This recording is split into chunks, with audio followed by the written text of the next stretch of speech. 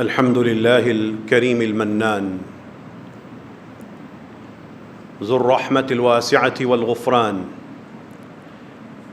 المتفضل على عباده بالنعم والإحسان.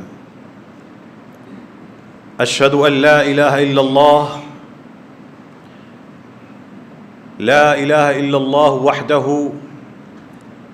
وحده لا شريك له الملك الديان وفق عباده للطاعات وأعان ووفقنا لعبادته وأعاذنا من مكايد الشيطان.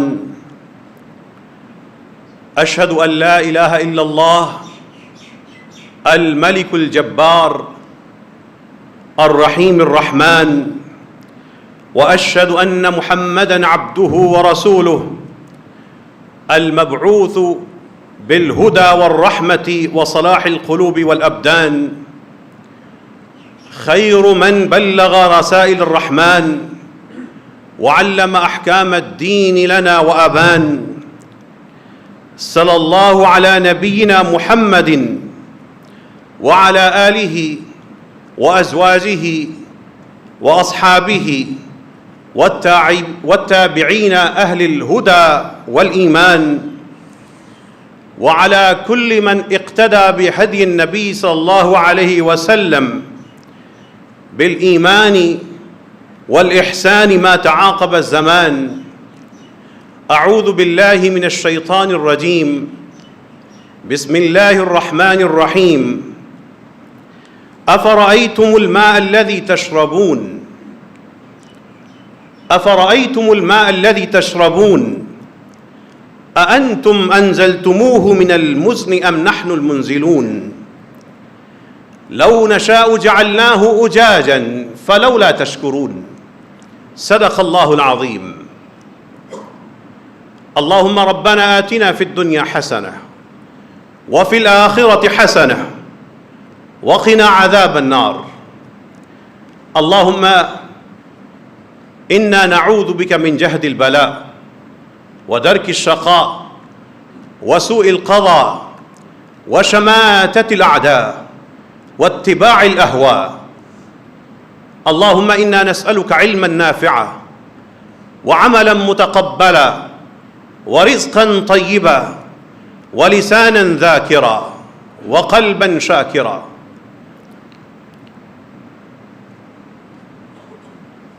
اللہ تعالیٰ سے اپنے تعلق کا حساب لگائیے.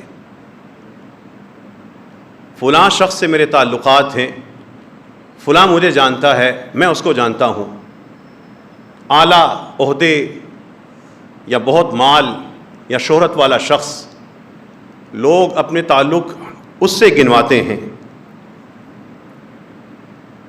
یہاں پر میرے لیے اور آپ کے لیے جو آج کا سوال ہے کہ اللہ سے اپنے تعلق کا معیار بتائیے. ان معیار کی روشنی میں حساب لگائیے. اس حساب کی روشنی میں اپنا درجہ یا اپنا مقام وہ متعین کیجیے. اللہ تعالیٰ سے اگر زندگی میں اپنے تعلق کو ختم کر دیں، ایک طرف رکھ دیں، پیچھے بچتا کیا ہے؟ اللہ تعالیٰ سے زندگی یا اس دنیا کا وہ کون سا پہلو ہے جس میں ہم اللہ کے تعلق کے بغیر اس چیز پر سوچ سکتے ہیں؟ اللہ تعالیٰ کو، اسے تعلق کو اللہ تعالیٰ خود قرآن میں بار بار انسان کو یاد کرواتے ہیں کہ زیادہ دور نہ جاؤ، اپنے ارد گرد صرف آنکھیں کھول کے سامنے دیکھ لو.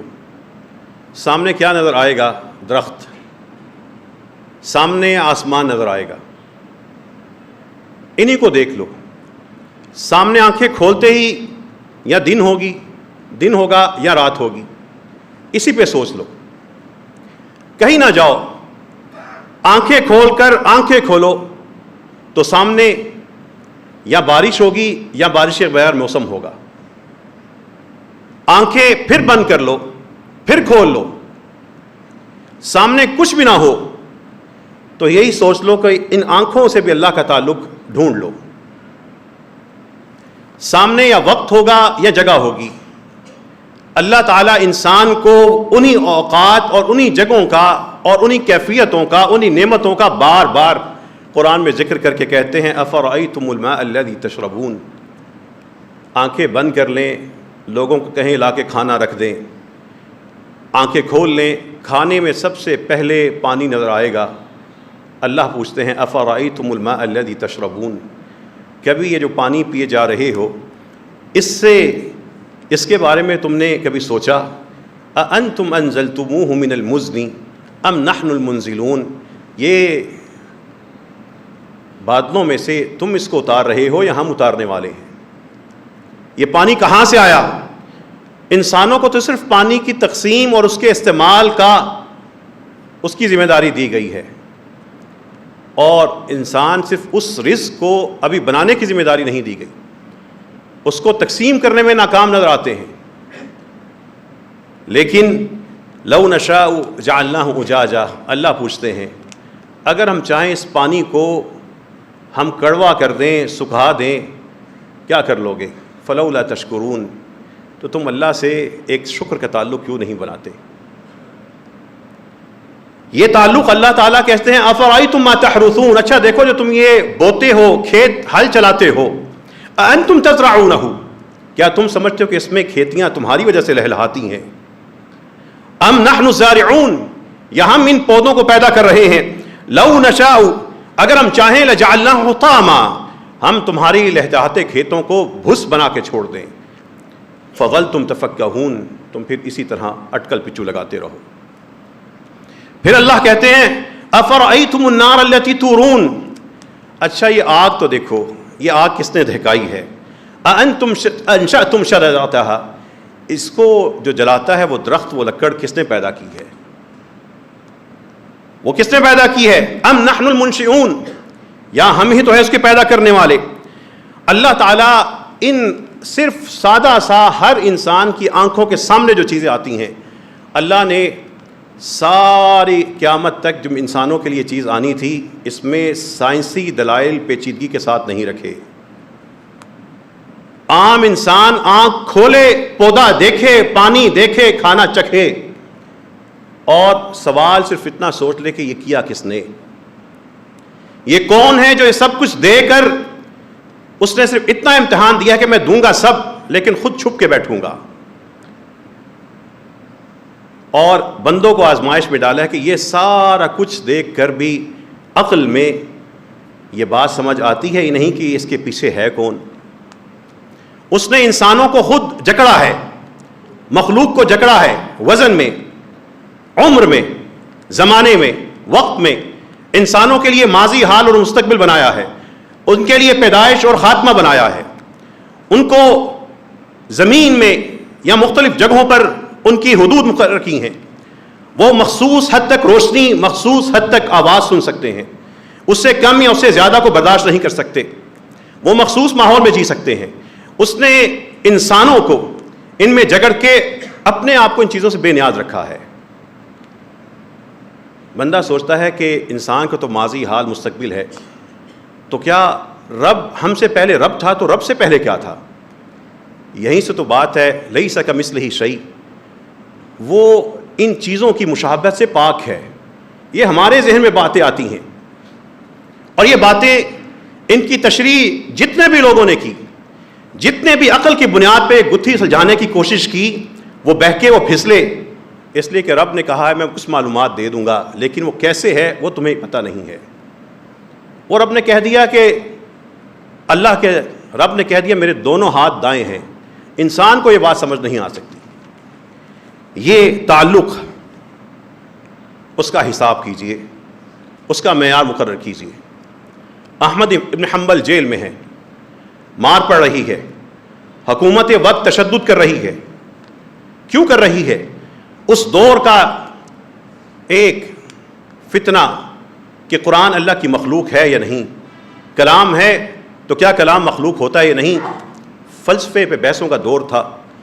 جب زوال آتا ہے لوگ باتیں زیادہ کرتے ہیں، جب باتیں زیادہ کرتے ہیں فلسفے ڈھونڈتے ہیں، جب عروج ہوتا ہے فلسفے اور بحث کے بغیر جنگ بدر میں کود جاتے ہیں، غالب ہو جاتے ہیں، اور جب زوال ہوتا ہے تو بحثیں کرتے ہیں، شرح لکھتے ہیں، شرح کی شرح لکھتے ہیں، پھر اصل قرآن دور رہ جاتا ہے، تفسیریں کسی کی، شرح کسی کی، اس پہ یقین ہوتا ہے، قرآن سے بندہ دور ہو جاتا ہے۔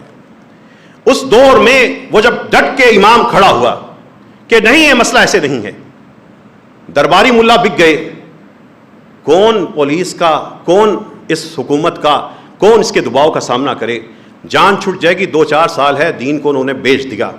احمد ابن حنبل ڈٹ گئے، رات کو مار پڑتی ہے، پولیس آتی ہے، اس وقت کی سرکار مارتی ہے کہ مان جاؤ ہمارے ساتھ ہو جاؤ، جو بادشاہ کو موقف ہے اس کے ساتھ لگ جاؤ۔ بادشاہوں کو بھی گمراہ کرنے والے یہ نیم اللہ ہی ہوتے ہیں۔ ابن حنبل کہتے ہیں ایک وقت آیا مجھے اتنے مار پڑتی تھی کہ میں نے سوچا کہ جسم اب اس قابل نہیں ہے کہ مزید مار کھائے، انسان تھے۔ ان کے ذہن میں جب ایک خیال آتا تھا، اسی جیل کے اندر ایک چور تھا جو چوری کے جرم میں بار بار آتا تھا، وہ چور احمد ابن حنبل کو ایک بات کہتا تھا۔ امام احمد ابن حنبل رحمہ اللہ رحمۃ واسعہ وہ کہتے ہیں کہ مجھے جس بات نے استقامت دی وہ چور کا یہ جملہ تھا کہ ابن حنبل میں جانتا ہوں تم سچے ہو، میں جانتا ہوں میں مجرم ہوں، میں دنیا کا مال بار بار چوری کر کے آتا ہوں، مار کھاتا ہوں، پھر بھی میں دنیا کی محبت سے ہٹتا نہیں، میں مار برداشت کر لیتا ہوں، لیکن میں پھر دنیا کا مال چوری کرتا ہوں، اس مال کی محبت میں اتنا پکا ہوں۔ ابن حنبل تم تو اللہ کے بندے ہو، تم تو یہ سارے کا سارا یہ عذاب دین کی خاطر، اللہ کی خاطر سہ رہے ہو، تمہیں مجھ سے زیادہ پختہ ہونا چاہیے، تم اللہ کی خاطر مار کھا رہے ہو، اللہ کی خاطر تمہارے گھروں سے افراد اٹھائے جاتے ہیں، ایجنسیاں غائب کرتی ہیں، حکمران سودا کرتے ہیں، جہاد کا کھیل بناتے ہیں، بچے مروا دیتے ہیں، اللہ کی خاطر لوگ بے لوث ہو کر اپنا آپ پیش کرتے ہیں۔ ابن حنبل میں دنیا کے مال کی خاطر ڈٹا ہوا ہوں، اور تم اللہ کی خاطر یہ 4 مارے برداشت نہیں کر سکتے۔ ابن حنبل کا عزم پختہ ہو جاتا تھا۔ اپنی آزمائشوں میں اللہ تعالیٰ کے ساتھ تعلق ڈھونڈ لیجئے۔ آئیے، یہ زبانیں بڑی چلتی ہیں، یہ رشتہ داروں کو معاف نہیں کرتی، یہ زبان سمجھتی ہے کہ یہ زبان بڑی پاک ہے، ساروں کے عیب بڑے عام ہیں۔ ایسی ہی زبان اللہ کے ساتھ جب تعلق اپنا معیار مقرر کیجئے، اپنی چلتی زبان سے اس کا حساب دیجئے۔ ایک شخص، اس کی اپنی بیوی کے ساتھ ناچاکی ہوئی، بات بڑھ گئی، علیحدگی ہو گئی۔ وہ تیلیاں لگانے والے جو ہر جگہ پائے جاتے ہیں، جان بوجھ کر یا اپنی عادتوں سے مجبور ہو کر اس شخص کے پاس آ کے کہنے لگے کہ یہ جو معاملہ ہوا ہے اس کی وجوہات کیا ہیں؟ اس نے کہا وہ میری بیوی ہے، میں اپنی بیوی کے خلاف تمہیں کیوں بات کروں؟ میں قرآن کہتا ہے ہن لباس لکم وانتم لباس لہن، وہ بیویاں تمہارا یہ لباس ہیں، وانتم لباس لہن، تم ان کی یہ پوشاک ہو۔ ہم میں سے کوئی ہے جو یہاں پر آ کے اپنی قمیض اتارے؟ اس کو یہ پسند ہوگا؟ تو پھر شوہر بیویوں کے معاملات جا کر غیروں سے کیوں ڈسکس کرتے ہیں؟ اور بیویاں کیوں اپنی پڑوسن کو اور دائیں بائیں لوگوں کو خیر خواہ سمجھ کے اپنے شوہر کے خلاف پہاڑ کھڑے کر دیتی ہے؟ ہن لباس لکم وانتم لباس لہن، وہ آیت کہاں گئی؟ اس شخص نے کہا میں اللہ کا بندہ ہوں اور وہ میری بیوی ہے، میں اپنی بیوی کے بارے میں ایک بات بھی نہ سن سکتا ہوں نہ کہہ سکتا ہوں۔ لوگوں نے انتظار کیا، اور ایسا تجسس کرنے والے بہت ہوتے ہیں۔ طلاق ہو گئی، لوگ پھر آئے، اب تو بتاؤ، اب تو تمہاری بیوی نے نہیں، معاذرہ کیا تھا، تمہارے درمیان تو بڑی پیار محبت تھی، ہوا کیا؟ اس نے کہا میں نے طلاق دی ہے، ابھی اس کی عدت پوری نہیں، بیوی تو میری ہے، میں اس کے خلاف کیوں بات کروں؟ وہ سیرتوں سے چمکے لوگ تھے، لوگ پھر شرمندہ ہو کے چلے گئے۔ کوئی بیوی کوئی شوہر مکمل نہیں ہوتا. اصل میں پیار اور محبت نام اس بات کا کہ خامیوں کے ساتھ دوسرے کو قبول کیا جائے اور ان خامیوں کی اصلاح کے ذریعے آخرت کے لیے سامان کیا جائے. عدت ختم ہوئی، جدائی ہو گئی، وہ خاتون اب اس شخص کے نام سے اور یہ شخص اس کی رشتہ زوجیہ سے آزاد ہوا. لوگ پھر بڑے بے چین تھے اور ایسے بے چین ہی ہوتے ہیں. ان کی بے چینی یہی ہونا چاہیے. ان کا ایک علاج ہے کہ خاموش، تمہارا تعلق نہیں ہے.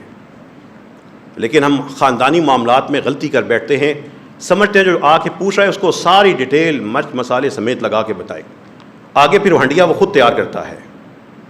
اسی لیے اسلام آباد میں، پاکستان میں سب سے زیادہ طلاق کی شرح اسلام آباد میں ہے. یہ اپنے شہر کے بارے میں فکر کیجئے.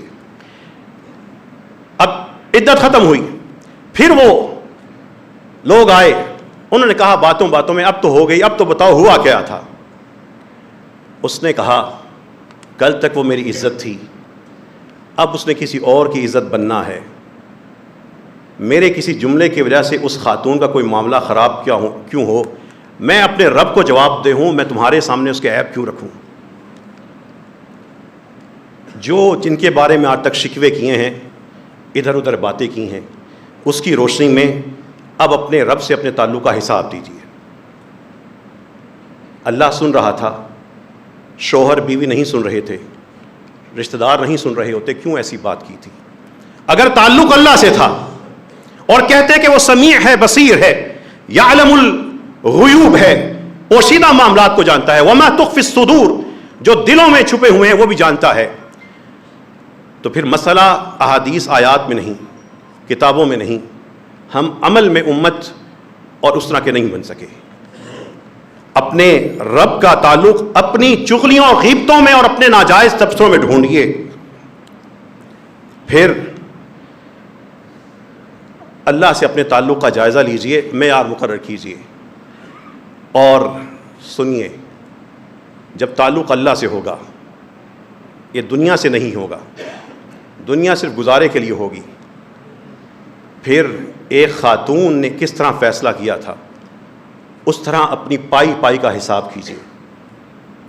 آٹا گوندھ رہی ہے، آٹا گوندھتے ہوئے باہر سے آواز لگانے والے نے آواز لگائی، تمہارا شوہر راستے میں کسی حادثے میں فوت ہو گیا.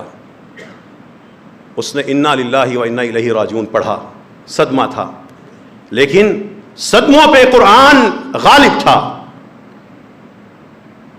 ان حادثات میں دل قرآن سے جڑا ہوا تھا. خوشی میں یا حادثے میں رب کو بھلا نہیں بیٹھتے تھے. حادثہ ہوا، گھر میں جنازہ آیا، سارے رسم و رواج پورے کر لیے لیکن سنتوں کو غارت کر دیا، ایسا نہیں کرتے تھے. شادی کا موقع آیا، سارے کے سارے صغیرہ گناہ اور کبیرہ گناہ جوڑ لیے، کر لیے. ان دو موقعوں پہ کہا جو کرنا ہے جائز ہے، ایسے نہیں تھے. اس خاتون نے آٹا گوندھتے ہوئے روک دیا، کہنے لگی آج تک میرے شوہر کا مال تھا، اب یہ وراثت بن چکی ہے. یہ آٹا جب تقسیم ہوگا، اس میں سے جو میرا حصہ مجھے ملے گا، پھر میں اس میں سے لقمہ کھا سکتی ہوں. یہ قرآن کی وہ امت تھی. پھر اللہ تعالیٰ سے اپنے تعلق کا معیار مقرر کیجئے، حساب دیجئے، قرآن کی اس آیت کی روشنی میں دیجئے. یا ایھا الذین آمنوا لا تلہکم اموالکم ولا اولادکم عن ذکر اللہ. بڑی بھاری آیت ہے، ایک طرف اولاد ہے، ایک طرف اللہ کا ذکر ہے، درمیان میں انسان کا رویہ ہے. لا تلہکم، اے لوگو تمہیں غفلت میں نہ ڈال دے تمہارے مال اور تمہاری اولادیں اللہ کے ذکر سے. اولادوں کے لیے کماتے کماتے نمازیں چھوڑنے والوں، اس آیت کا جواب دیجئے. وَمَن يَفْعَلْ ذَلِكَ فَأُولَٰئِكَ هُمُ الْخَاسِرُونَ. جو ایسا کرے گا، یہی تو لوگ ہیں جو ہارنے والے ہیں، ناکام ہونے والے ہیں. ملازمتیں کرتے کرتے رب کا ذکر بھول گئے، باس کی بات مانتے مانتے نماز قضا ہو گئی، ڈیوٹی کرتے کرتے نماز ایک گئی دوسری گئی، کماتے کماتے اتنے مصروف ہوئے کہ بے نمازیوں میں شمار ہونے لگے. بچوں کو بہترین تعلیم اور سہولت دے دی، لیکن آگے اپنے لیے آخرت میں آگ کا گھڑا اس لیے کھود دیا. قرآن کہتا ہے وَمَن يَفْعَلْ ذَلِكَ فَأُولَٰئِكَ هُمُ الْخَاسِرُونَ۔ اب اپنی نماز میں، اپنے اس معاملات میں رب کے ساتھ اپنے تعلق کا معیار مقرر کیجئے، حساب دیجئے۔ پھر یہ جو نماز پڑھتے ہیں اس میں رب کے ساتھ، نماز کے ساتھ اپنا تعلق ڈھونڈیے۔ ایک ننھے سے جملے میں جو حضرت محمد صلی اللہ علیہ وسلم اپنے بلال سے بڑے پیار سے کہتے تھے، کہا کرتے تھے جب نماز کا وقت ہوتا تھا، ارحنا یا بلال، بلال ذرا نماز اذان تو دو، نماز پڑھ کے ریلیکس تو ہوں، ارحنا، راحت دو، ٹھنڈ ڈال دو۔ نماز پڑھنا ٹھنڈ ڈالتی ہے یا کندھوں کے اوپر بوجھ لگتا ہے، کسی نے پہاڑ پھینک دیا، نماز پڑھنی پڑ جائے گی اور 2 یا 4 رکعتیں پڑھنی پڑ جائیں گی۔ سادہ سی باتیں ہیں۔ نماز کے بارے میں اپنا جو آپ کا رویہ ہے وہ سن کر اللہ سے اپنے تعلق کا حساب، کوئی معیار مقرر کیجئے، پھر اس کا حساب کیجئے۔ پھر اللہ تعالیٰ سے ایک اور تعلق جو نماز میں آپ کے دماغ میں، جس میں گدگدی پیدا کرتا ہے، اس کو معیار مقرر کر کے اللہ تعالیٰ سے اپنے تعلق کا ایک معیار مقرر کریں، پھر حساب دیں، اور وہ مقام ہے سورہ فاتحہ کا۔ ایک تو آپ نے سورہ فاتحہ پڑھ دی جیسے پڑھتے ہیں، لیکن کبھی ایسا ہو کہ آپ سورہ فاتحہ کی پہلی چند آیتیں پڑھیں، محبت سے اس لیے پڑھیں کہ اے اللہ یہ تیرا حصہ آیا، پھر اگلی آیتیں پڑھیں کہ اے اللہ اب یہ میرا حصہ ہے، اب میں نے تجھے تیرا حصہ دے دیا، آپ مجھے میرا حصہ دے دیں۔ انسان تو یہی کر سکتا ہے نا، اے اللہ کہ تو نے کہا استغفار کر، ذکر کر، شکر کر، حمد کر، ثنا کر، تعظیم کر، تقدیس کر، تکبیر کر، تو اللہ میں نے تکبیر سے اپنی نماز شروع کر دی، اس کے بعد تسبیح کر دی، پھر الحمد کہہ دیا، پھر تیرے اللہ مان لیا، پھر ربوبیت تیرے اقرار کر دیا، عالمین کا اقرار کیا، تیری رحمت کا اقرار کیا، مہربان ہونے کا رحیم کہہ کے اقرار کیا، تیری ہمیشہ کی ملکیت کا مالک کہہ کے اقرار کیا، یوم الدین کہہ کے تیری قیامت کے لیے بھی میں نے تیرے لیے سب اقرار کر لیا، یہ تیرا حصہ تھا، الحمدللہ رب العالمین الرحمن الرحیم مالک یوم الدین۔ اے اللہ میں نے یہ سورہ فاتحہ کا آدھا حصہ تیرا دے دیا، اب میری باری ہے، میں نے ایاک نعبد و ایاک نستعین بھی کہہ کے اقرار کر دیا، اب ایاک نستعین اہدنا الصراط المستقیم صراط الذین انعمت علیہم غیر المغضوب علیہم، یہ جن کا غضب کا تذکرہ آتا ہے، مار کا آتا ہے، آگ کا آتا ہے، ایسا نہ بنانا، ولا الضالین جو پھسل گئے ایسا نہ بنانا۔ اللہ سے آدھی فاتحہ ان کو دے دیں، آدھی خود رکھ لیں۔ نماز میں کبھی یہ کیا ہے؟ یہ تب کریں گے جب احساسات میں رب ہوگا، جب احساسات میں اللہ تعالیٰ سے ایک تعلق سوچ میں آئے گا، فکر میں آئے گا، جسم میں آئے گا، اعضاء میں آئے گا، زبان پر آئے گا، سننے میں آئے گا، دیکھنے میں آئے گا، پکڑتے ہوئے رب سے تعلق ہوگا کہ نہیں پکڑنا اس چیز کو، یہ حرام ہے، نہیں ڈالنا اس کو اس جیب میں، یہ میری نہیں ہے۔ لیکن اگر صرف شناختی کارڈ والے مسلمان ہوں گے تو فَأُولَٰئِکَ هُمُ الْخَاسِرُونَ، ایسے ہی لوگوں کے لیے کہا گیا ہے، وہ نمازوں سے بے پرواہ ہوں گے، وہ حلال کے معیار ان کے نہیں ہوں گے۔ پھر رسول اللہ صلی اللہ علیہ وسلم ایک دفعہ بیٹھے ہوئے ہیں، اپنے ذرائع آمدن میں رب کے ساتھ تعلق اپنا تلاش کیجیے، امیر بھی، غریب بھی، متوسط طبقہ بھی، اذیت میں پلنے والے بھی۔ رسول اللہ صلی اللہ علیہ وسلم کی ایک حدیث ذکر کرنے سے پہلے قرآن کریم کی ایک جملہ آپ کی ساری پراپرٹی، آپ کی سارا بینک بیلنس، آپ کا سارا کیریئر، آپ کی پینشن، آپ کی جائیدادیں، آپ کا نفع، آپ کا نقصان، آپ کی اولاد، آپ کا رزق، آپ کی ڈگری، آپ کی صلاحیت، آپ کا پروفیشن، آپ کا ایکسپیرینس، سارے کا سارا اس ایک آیت میں آتا ہے۔ اور اللہ تعالیٰ فرماتے ہیں وَابْتَغِ فِي مَا آتَاكَ اللَّهُ الدَّارَ الْآخِرَةَ، اور جو اللہ نے تمہیں عطا کیا ہے اس میں اپنی آخرت کا گھر تلاش کر لو۔ وَابْتَغِ فِي مَا آتَاكَ اللَّهُ الدَّارَ الْآخِرَةَ، آپ کی کمپنی میں، آپ کی حیثیت میں، آپ کی نوکری میں، آپ کے گریڈ میں، آپ کے گھر میں، آپ کی اولاد میں، آپ کی صلاحیت میں، آپ کے رویے میں الدار الآخرہ کہاں ہے؟ کتنے ہی ہیں جو اپنی اولاد کی جنت کما رہے ہیں، کتنے ہی ہیں جو اپنی اولاد کو جہنمی بنا رہے ہیں، کتنے ہی ہیں جو رزق کما کر فضول خرچی میں اڑا رہے ہیں، کتنے ہی ہیں جو اپنے محدود رزق سے اللہ کے ہاں اپنی جنت کما چکے ہیں، کتنے ہی ہیں جو اپنی تعلیم کی وجہ سے اللہ کی دین کو اور اللہ کی مخلوق کو فائدہ پہنچا رہے ہیں. کتنے ہی ہیں جنہوں نے صرف اپنی تعلیم کو اپنی ذات کے لیے کمانے کے لیے استعمال کیا ہے. کتنے ہی خواتین ہیں جنہوں نے اپنے گھروں کو بدل دیا ہے. کتنی ہی بیٹیاں اور مائیں ہیں جو اپنے پورے گھر کو بے دینی کی طرف لے کے جاتے ہیں اور گھر کا کلچر نسلوں کے لیے خراب کر دیا ہے. وَابْتَغِ فِي مَا آتَاكَ اللَّهُ الدَّارَ الْآخِرَةَ. کہاں جا کے ڈھونڈتے ہو آخرت؟ اپنے ہاتھوں پہ اپنی سب چیزیں رکھ کے ڈھونڈ لو. تمہاری آخرت تمہاری چیزوں میں ہے. جو اللہ نے تمہیں عطا کیا ہے اس میں تمہاری آخرت ہے. اللہ ہم سب کو ہماری جو آپ نے ہمیں نعمتیں دی ہیں اسی میں ہماری جنت مقدر فرما دے. ہمیں تلاش کرنے کی توفیق عطا فرما دے. اب یہ رسول اللہ صلی اللہ علیہ وسلم بیٹھے ہوئے ہیں، صحابہ بیٹھے ہوئے ہیں. آپ صلی اللہ علیہ وسلم جب وہاں پر آئے، غریب مہاجر سارے، وہ جن کے پاس جسم پہ 2 کپڑے ہوتے ہیں ایک ہوتا تھا، اس حالت میں تھے. اللہ کے رسول صلی اللہ علیہ وسلم آ گئے. آپ نے وہاں پہ آ کے دیکھا، ان کی حالت دیکھی. آپ صلی اللہ علیہ وسلم نے کہا دیکھو جو کم آمدن والے ہم جیسے جو ہم بیٹھے ہیں سارے، ان صحابہ سے کہا جو اس طرح غربت کا شکار ہوں گے وہ دنیا کے دن، وہ قیامت کے دن دنیا کے خوشحال لوگوں سے 40 سال پہلے جنت میں چلے جائیں گے. 40 سال تک جن کو نعمتیں ملی ہیں حساب ہوگا ادھر آؤ، لیکن جن کی روٹی پوری نہیں ہو رہی ان سے حساب کیا لینا ہے. لیکن جنہوں نے اے سی چلا چلا کے اتنی گہری نیند سوئے ہیں کہ نماز کے لیے نہیں اٹھ رہے، حساب تو ان کا ہوگا. صحابی کہتے ہیں اس دن جب رسول اللہ صلی اللہ علیہ وسلم نے ارشاد فرمایا، میں نے تمام غریب صحابہ کے چہروں کو دیکھا، کھل اٹھے، چمکنے شروع ہوئے. اور عبداللہ ابن عمر کہتے ہیں میری تمنا تھی کاش کہ میں غریب ہوتا، آج میں اس بشارت کا حقدار ہوتا. جو آپ کو اللہ نے دیا ہے یا کم دیا ہے اس میں اللہ تعالیٰ سے اپنے تعلق کو تلاش کر لیجئے، معیار مقرر کیجئے. تعلق ایک ہی ہے، رب سے اور رسول اللہ صلی اللہ علیہ وسلم سے. یہ جو تنظیموں سے، جماعتوں سے محبت کا تعلق ہونا چاہیے، لیکن یہ ہدف نہیں بننا چاہیے، یہ کٹنے کا باعث نہیں بننا چاہیے.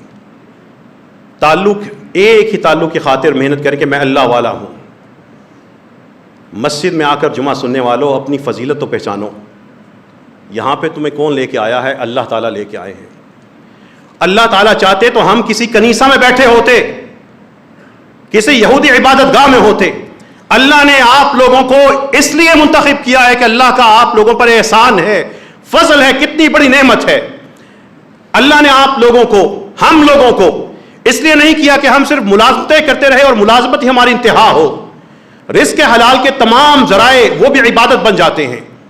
لیکن اللہ نے آپ کو محمد الرسول اللہ صلی اللہ علیہ وسلم کی امت بنا کے، رحمت للعالمین کی امت بنا کر اس دنیا میں موقع دیا ہے.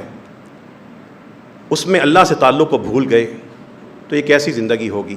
اللہ سے دعا کیجیے، اے اللہ اپنی ذات سے ہمارا تعلق مضبوط فرما دے. اے اللہ ہمیں اللہ والے بنا دے، اپنے مقربین میں شامل فرما لے. ہم گناہ گار ہیں لیکن ہمارے گناہ آپ کی رحمت سے بڑے نہیں ہیں. اے اللہ ہمارے گناہ کو نہیں، اپنی رحمتوں کو اور اپنی آیات کو دیکھ کر اے اللہ ہم سب کو مقربین میں داخل فرما.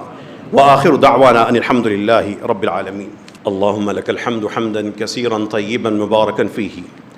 اللہم لک الحمد کما ينبغی لجلال وجہک وعظیم سلطانک. اللہم لا مانع لما اعطیت ولا معطی لما منعت ولا ينفع ذا الجد منک الجد. ہماری اس مسجد کے 3 بہت اچھے ساتھی اللہ تعالیٰ کی طرف سے آزمائش میں ہیں. آزمائشوں میں اپنے رب کو تلاش کر لیجئے، اپنے رب سے اپنے تعلق کا حساب کر لیجئے. رسول اللہ صلی اللہ علیہ وسلم یہ فرماتے ہیں کہ جس شخص کا دین جتنا مضبوط ہوگا اس کی آزمائش اتنی ہی سخت آئے گی، اور جس کا جتنا کمزور ہوگا اس کی آزمائش بھی اتنی ہی ہلکی ہوگی. اور یہ آزمائشیں رب کی طرف سے انسان تکلیف میں جاتا ہے، دکھ ہوتا ہے، پریشان ہوتا ہے، وسوسے اندیشے آتے ہیں. انسان ہے، کمزور ہے، وخلق الانسان ضعیفا. لیکن رب نے نہ جانے اس کے لیے کیا کچھ مقدر کیا ہوتا ہے۔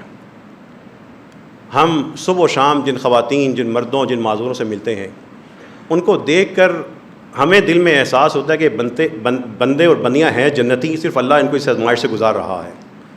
4 بچے معذور، 3 بچے معذور، 6 بچے معذور ہیں گھروں میں، اور صبر و شکر کے ساتھ جی رہے ہیں، اور محدود سی آمدن ہے۔ فاقے ہنسی خوشی برداشت کیے جاتے ہیں، شکوہ بھی نہیں کرتے۔ ان لوگوں سے جب ہم ملتے ہیں، اور یہ کئی سالوں کی مشقتوں میں ہیں، گھروں میں ہیں، اور خود سفید پوش ہیں، نہیں آ کے کہتے کہ ہمیں کچھ چاہیے۔ یہ جنتی ہمارے ارد گرد پھر رہے ہوتے ہیں۔ آزمائشیں اللہ تعالیٰ نے بندوں کو بہت آگے، بہت بلند رتبے کے لیے تیار کی ہوتی ہیں۔ میرے بھائی خواجہ شفقت آپ کے سامنے بیٹھے ہیں، ان کے لیے میں کثرت سے دعا کرتا ہوں، اللہ تعالیٰ سے ان کے لیے خاص طور پہ دعا کریں، اللہ ان کی آزمائش میں ان کے صبر پہ بے حساب اجر عطا فرما، اے اللہ ان کو شفا عطا فرما۔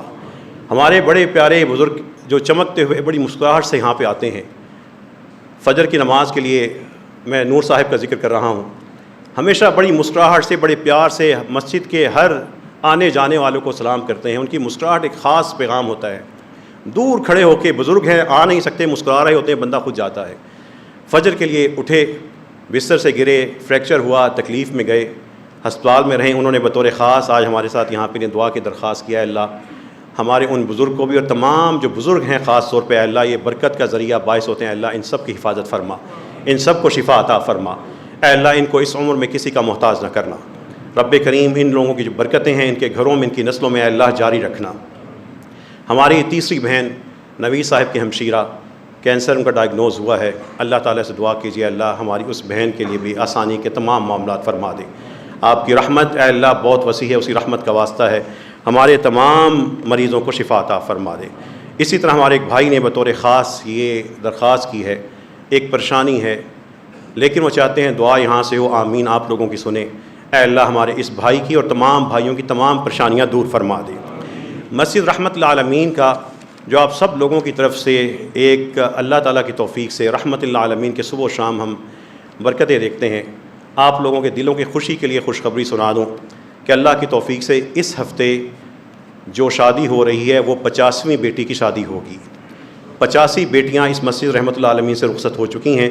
80 کی جو شادیاں ہیں وہ پچھلے ہفتے ہوئیں، مزید 5 اور اگلے ہفتے 5، 10 مزید 2 ہفتے میں ہوں گی۔ اور جو مساجد سیلاب والے علاقوں میں تعمیر ہو رہی تھیں وہاں پہ مسجد نمبر 78 اس کا نام بھی مسجد رحمت للعالمین ہے، وہ شروع ہو چکی ہے، اور 79 اور 80 نمبر 80ویں مسجد جو ہے وہ بھی انشاءاللہ تعالی وہیں پر سیلاب والے علاقوں میں جلد ڈاکٹر عمر ان کے والد کی طرف سے انشاءاللہ شروع کی جائے گی۔ تیسری چیز یہ ہے، سماج بدلیے، سماج بدلیے، اسلامی سماج پیش کیجیے، ریاست مدینہ بن جائے گی۔ اور سماج بدلنا ہے تو مسجدوں کو مرکز بنا لیں۔ اس مسجد سے جو 3 سال سے سلسلہ شروع ہے کہ عید کے دن لوگ آئیں، بیٹھیں، کھانا کھائیں، عزت سے ڈائننگ لگتا ہے، 3 دن کھانا چلتا رہتا ہے، اس سے ایک مرحلہ، ایک سٹیپ آگے جا کر اس سال ہم نے جو رجسٹرڈ بیوائیں ہیں 5000، ان میں سے جو سب سے زیادہ تکلیف والی ہیں 1000 بیوہ خواتین، ان کو ابھی سے ٹوکن بھیجے ہیں۔ قربانی کے دن یتیم بچوں سمیت آئیں، یہ ساری مسجد میں ڈائننگ سجا ہوگا، بیٹھیں، کھانا کھائیں، پارکوں میں گھومیں پھریں، واپس آئیں، کھانا کھائیں، اپنا ساتھ گوشت لے جائیں، ان کے ٹوکن نمبر کے حساب سے گوشت تیار ہوگا، گھروں کو چلے جائیں۔ ان مستحق مسلمانوں کو گلی محلے میں عید کے دن خاندان بکھر کر گوشت مانگنا یا جمع کرنا، یہ کلچر ہم برداشت کیسے کر رہے ہیں؟ چھوٹے چھوٹے بچے گرمی میں پھرتے ہیں، گوشت جمع کرتے ہیں، ایسا کیوں ہے؟ مسجدیں کہاں ہیں، نمازی کہاں ہیں؟ یہ کام مسجد اور نمازی کریں گے، بے نمازی یہ نہیں کر سکتے۔ مساجد کے لیے اس سال ہم پوری مہم چلائیں گے کہ مسجدیں اپنے اپنے علاقوں میں بیواؤں، یتیموں، معذوروں کو رجسٹرڈ کریں۔ معذور کو، یتیم کو، غریب کو پتہ ہو میری مسجد مجھے کھلا دے گی، گوشت دے دے گی، لوگ میرا حصہ رکھ دیں گے، مجھے عزت سے مل جائے گا، مجھے قطار میں نہیں لگنا پڑے گا، مجھے دروازے نہیں بچانے پڑیں گے، میری بیٹی اس گلی میں جائے، بیٹا اس گلی میں جائے، میں اس گلی میں جاؤں۔ اس اذیت کو مسجد دور کر سکتی ہے، اور مسجدوں والے کیوں نہیں نکلتے؟ مسجدوں والوں کو جاگنا ہوگا، یہ قیادت سنبھالنی ہوگی۔ صرف چندے لے لے کر غائب ہو جانا یہ کردار مسجد کا نہیں تھا۔ رسول اللہ صلی اللہ علیہ وسلم چندہ جمع کرتے تھے، لیکن یہ مصلی سنبھالنے والا تھا، یہ دینے والا تھا، یہ سہارا بننے والا تھا، یہ دست شفقت رکھتا تھا، یہ جو روتوں کو خاموش کرواتا تھا۔ یہ دکھیوں کو دوا دیتا تھا. یہ مسجدیں موجود ہیں, اجتماعی قربانیاں اتنی ہوتی ہیں, تو پھر ہمارے غریب مسکین کیوں دھکے کھاتے ہیں؟ اس لیے کھاتے ہیں کہ اپنے مرکز کو ہم نے خاموش کر دیا. ہم اپنے اپنے کوٹھیوں, اپنے اپنے ٹرسٹ اور اپنے اپنے دوسرے معاملات میں ان کی پروجیکشن میں لگ گئے. مسجد میں کتنی بیوائیں سفید پوش یہاں پہ آئیں, ہم کہیں نہیں جا سکتے, اللہ کا گھر تھا یہاں پہ آ گئی, کوئی ہمیں آر محسوس نہیں ہوا.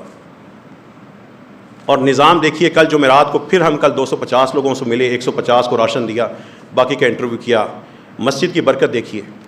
یہ معاشرہ, یہ پاکستان خیر ہی خیر ہے, اس میں خیر غالب ہے. آج کے بدترین حالات میں بھی پاکستان اور پاکستانیوں میں خیر زیادہ ہے, لیکن خیر والے بکھرے ہوئے ہیں. ہم نے ایک اعلان کیا تھا, مسجد کلینک ہے. جب ہم جمعرات کو 2 سے 4 بجے تک بیوہ خواتین, معذور افراد, مجبور, مقروض جتنے لوگ آتے ہیں 2 سے 4 تک ان کا ٹائم رکھا ہوا ہے, ان سے ملتے ہیں. مسجد کی ٹیم الگ بیٹھی ہوتی ہے رجسٹریشن کی. موقع پر فزیو ڈاکٹر بیٹھے ہوتے ہیں جو فوری طور پہ جو مریض آتے ہیں ان کو ٹریٹمنٹ دیتے ہیں. ہمارے ساتھ جو نیورو کی ڈاکٹر ہیں, اللہ انہیں غریق رحمت کرے, ان پہ خاندانوں کے اوپر اپنی رحمت نازل کریں ڈاکٹروں کے, وہ بیٹھی ہوتی ہیں. جو معذور آتے ہیں, جن کا ذہنی مسئلہ ہے, وہ فوری طور پر ان کو چیک کرتی ہیں. ساتھ ہمارے آرتھو کے ساتھ ہی ہمارے ساتھ رابطے میں ہوتے ہیں. اور 6 سال سے ایک بندے کی ٹانگیں ٹوٹی ہوئی تھی, رات ٹوٹے ہوئے تھے, تڑپ رہا تھا, غریب تھا, معذور تھا. G8 میں ایک ہسپتال ہے, ان کے ڈاکٹر سے بات کی, اللہ تعالیٰ کی توفیق سے مسجد اور ہسپتال نے مل کے کل اس بندے کا ٹریٹمنٹ کروا کے گھر بھجوا دیا ہے. یہ وہ نظام بن رہا ہے جو آپ کو اوپر نظر نہیں آتا, سارا کام نیچے ہو رہا ہے. یہ مسجدیں کر سکتی ہیں, اور اس کے لیے فنڈز نہیں چاہیے. فنڈز کی نہ فکر کیجئے, چندوں کی نہ کیجئے, بندوں کی کیجئے. رزاق اللہ ہے.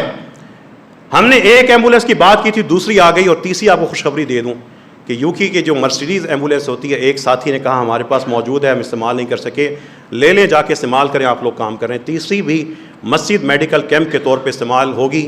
اس میں الٹرا ساؤنڈ کا, ECG کا یہ سب سسٹم لگیں گے, اور ہم اپنے مزدوروں کی رہائشوں کے علاقوں میں جا کے ان کا یہ چیک اپ بھی وہاں پہ فری کریں گے. 5 ڈاکٹر ایک وقت میں بیٹھے ہوتے ہیں, گائنی کی, فزیو کی, آرتھو, نیورو, جنرل فزیشین. یہ 5 لوگ ان لوگوں کے ہر جیسے انٹرویو شو ہوتے ہیں, کیس ادھر بھیج دیا جاتا ہے. اس لیے اس عید پر جہاں جہاں سے آپ کا تعلق ہے, خدا را اپنی مسجدوں میں جائیں, جا کے کہیں امام صاحب اٹھو, جاگو, ہمت کرو, تو اسی کرنی ہے. اٹھیں اور سنبھالیں. کیا منگتے بنے ہوئے ہیں, چھوڑیں کھالوں کو, کھالوں کی فکر نہ کیجیے.